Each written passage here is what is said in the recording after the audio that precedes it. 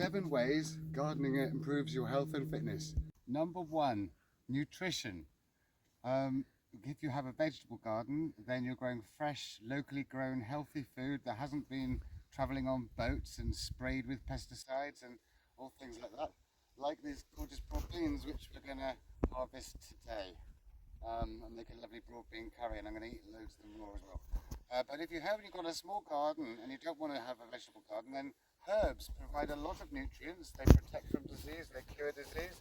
And this is coriander, and we use this a hell of a lot. Of course, peas. I can't walk past the peas without eating them. Oh, look at that. I never cook them, just eat them. They're just gorgeous. Mmm. Mmm. Mmm. So your body is in tune to eating fresh seasonal vegetables, and it's always better if you eat fresh seasonal vegetables because it's the right time of year to eat them when they're in season, not shipped over from the other side of the world and coated in pesticides and preservatives. Not very nice. Always nice to have seasonal vegetables, very good for your health. So always eat a nice, healthy, balanced diet. So I'm going to put them in this pot and start this harvest. I love broad beans. Now, if you open one of these, yeah, these lovely broad beans, and you can eat the little stalky bits as well. They're so lovely. I love the broad beans. But there's spongy stuff inside, right? Eating that one. And it's really good for your skin. Yeah, just wipe it on your face. Oh, it feels lovely. Nicer than any moisturizer. That should do in one of them. Number 2, exercise. Regular exercise protects from many different types of illnesses.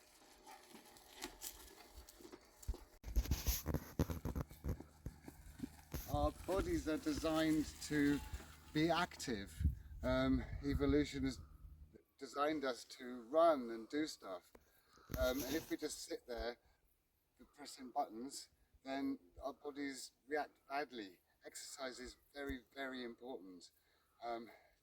It's crucial, in fact. If you don't exercise, then your muscles don't get toned. You put on weight. You can cause depression and all sorts. Exercise is just so important. Number 3, physical health. There are many reasons why it is much better to do gardening than it is, say, to go to a gym. The sheer amount of stretches and moves and bends and lifting that you have to do gardening, and it's all strengthening your muscles naturally and not in an artificial way. So after an equivalent workout in the garden, you can actually see the results. Instead of just being on a machine for ages going whoa, whoa, whoa, whoa, you actually make a nice space for yourself. You increase your personal space and make it all nice, and you can see the sense of achievement, and then you get inspired to do more. You can benefit from the things that you've made, like this gorgeous compost we've made out of leaf mould in this bag. It's awful having spent, say, several hours in a gym just doing various exercises, and then you've actually got nothing that you've made, nothing that you've created, and you've had to pay to go to the place as well, whereas your garden is free. So the last thing I want to say about gyms is, every single time I've ever been to one, their cafes only sell junk food. You know, you could have chips or burger or sugary drink. They don't have anything healthy, so they're obviously trying to get you to put the fat on faster than you're burning it off. Number 4, mental health.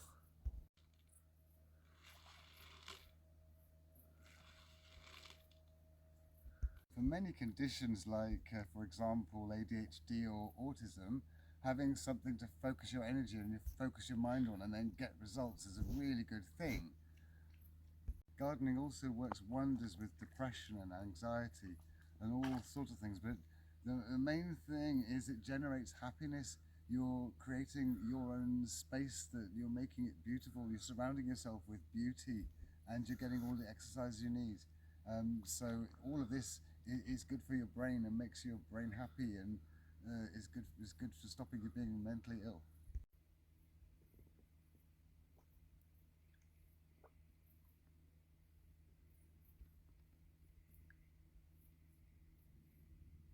So having a nice thing for people walking past to look at, people walking past seeing your garden and seeing all the colours and everything, that's going to make them happy too.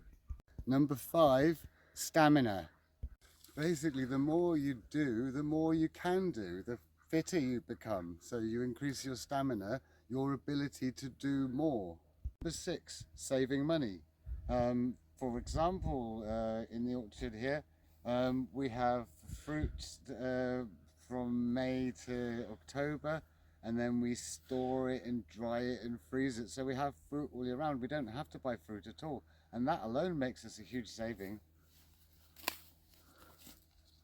Not quite ready yet, but by the end of August the first ones will be ready, and then we'll be picking apples until the frosts come at the end of October, and then we'll have them stored in boxes until December or January, and then after that we'll have the dried ones and the frozen ones. These wild herbs like this oregano save us money. We're always using that, we never have to buy any.